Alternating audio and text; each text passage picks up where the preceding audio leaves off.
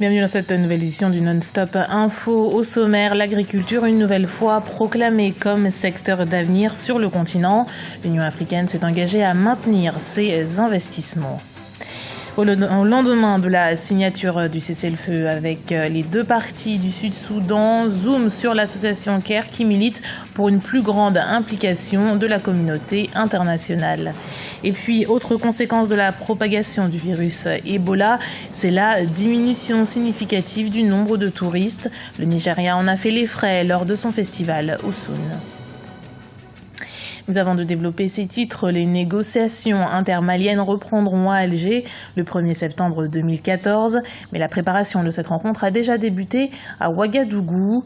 La capitale burkinabé accueille en ce moment les groupes armés du Nord afin d'harmoniser leur position face au gouvernement malien.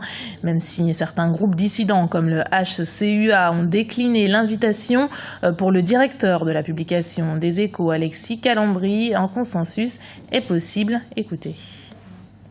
Oui, on peut le supposer pour deux raisons. Premièrement, le groupe armé avait demandé un report pour mieux se préparer. Et deuxièmement, un peu ceux qu'on peut considérer comme leurs parrains n'ont aucun intérêt à ce que ça perdure, parce que ça coûte beaucoup d'argent. Donc, sur le terrain, les populations sont assez excédées, fatiguées et veulent qu'on aille rapidement à la paix. Et de l'autre côté, ça coûte énormément à ceux qui entretiennent ces gens-là. Donc, tout le monde veut aller à un consensus maintenant. Le terrain est surtout balisé. Des affrontements ont lieu ce lundi en Centrafrique entre deux factions du groupe Seleka dans la ville de Bambari au centre du pays. Des tirs à l'arme légère et lourde auraient été entendus. Des combats auraient été déclenchés par la question du contrôle des barrières à la sortie de la ville. Aucun bilan n'a pu être délivré, mais l'hôpital de la ville dit avoir reçu 25 blessés et une personne aurait succombé à ses blessures. L'actualité économique, c'est le secteur agricole qui absorbe 60% de la main-d'œuvre du continent. L'agriculture qui s'affirme comme une priorité aux yeux de plusieurs leaders africains, à l'image du président mauritanien Mohamed Ould Abdelaziz qui s'est engagé à augmenter la productivité de ce secteur. Les précisions d'Ibra Dinjai. L'agriculture africaine est en nette amélioration. Le secteur agricole mobilise de plus en plus les responsables politiques du continent qui veulent accélérer sa mécanisation et la transformation locale des produits agricoles. Cependant, des obstacles persistent. Ils ont pour nom insuffisance des investissements ou encore les aléas climatiques. L'investissement dans le secteur agropastoral permettra non seulement d'assurer notre autosuffisance alimentaire, mais également de créer plus d'emplois durables, d'augmenter la valeur ajoutée de nos produits et de rendre la croissance plus inclusive au profit des jeunes et des femmes en milieu rural. Cependant, l'agriculture et le pastoralisme font face à des aléas dont le plus pesant reste le changement climatique.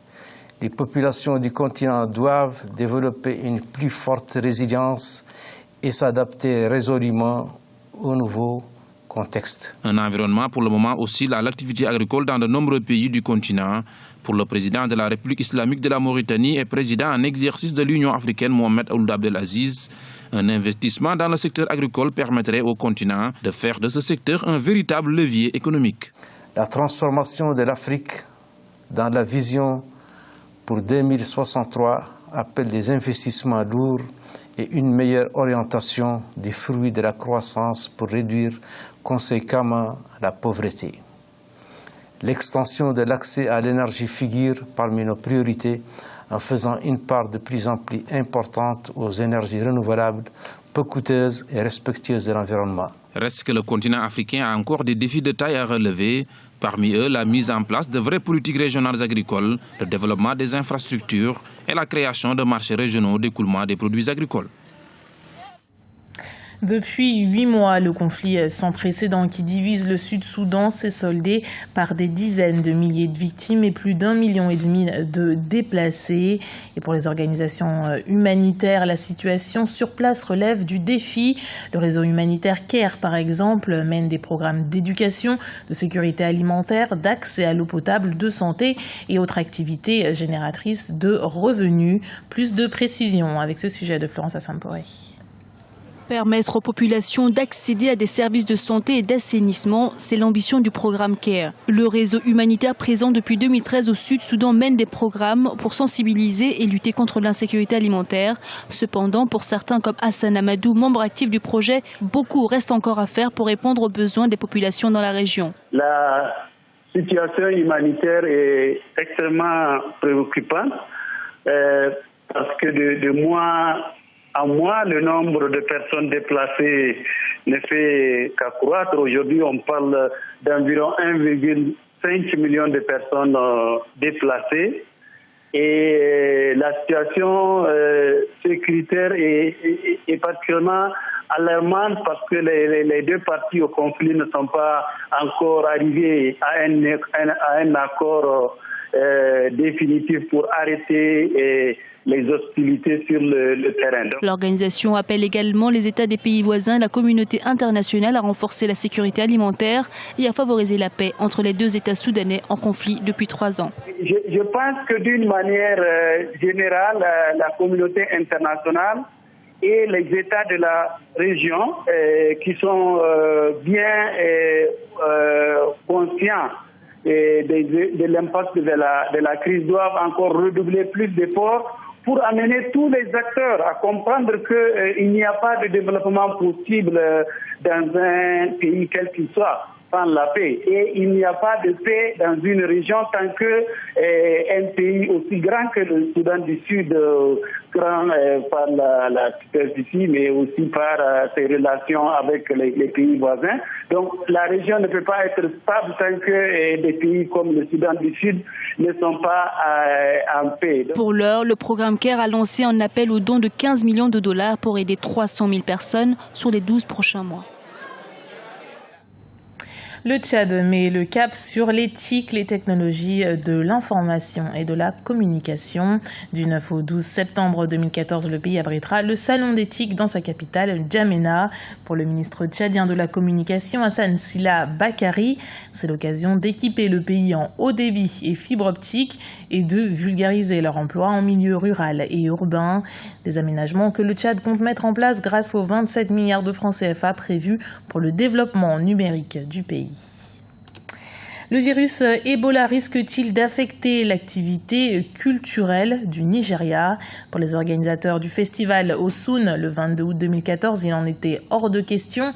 L'enjeu était de taille. En 2013, l'événement avait attiré entre 10 et 20 000 visiteurs.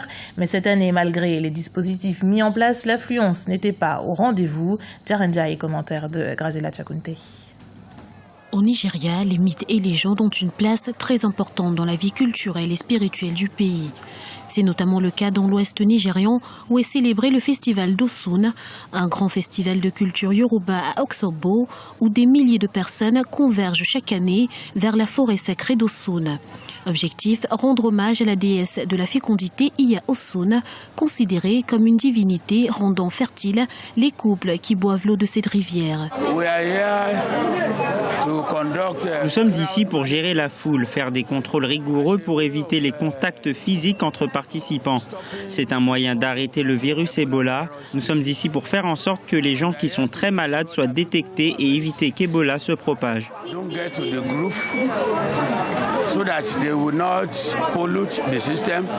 Mais à la différence des précédents, le festival 2014 a eu un faible taux de participation dû au virus Ebola. Tout participant au festival que les Yoruba considèrent comme une purification traditionnelle de la ville et un temps de rencontre avec les ancêtres fera l'objet d'un contrôle de santé. L'événement attire aussi des centaines d'artistes et d'artisans locaux proposant des décorations, des instruments de musique et des vêtements traditionnels nigérians. De nombreux commerçants qui déplorent toutefois une année économique décevante. Le festival d'Osun de cette année n'était pas intéressant du tout parce que nous n'avons rien vendu. Les gens que nous attendions ne sont pas venus. Nous espérions pourtant obtenir beaucoup de ces visiteurs. De grands espoirs sont fondés sur l'édition 2015. En attendant, des messages de sensibilisation au virus ont été transmis sur l'ensemble du site avec des affiches et des panneaux rappelant la meilleure façon d'éviter d'attraper le virus mortel. Malgré les risques, c'est drapés dont les tissus richement décorés que les festivaliers ont crié et dansé au son des tambours, marchant vers la rivière et priant pour la paix. C'était le journal de la rédaction. Merci de l'avoir suivi. Retrouvez dans un instant une nouvelle édition du Non-Stop Info sur Africa 24.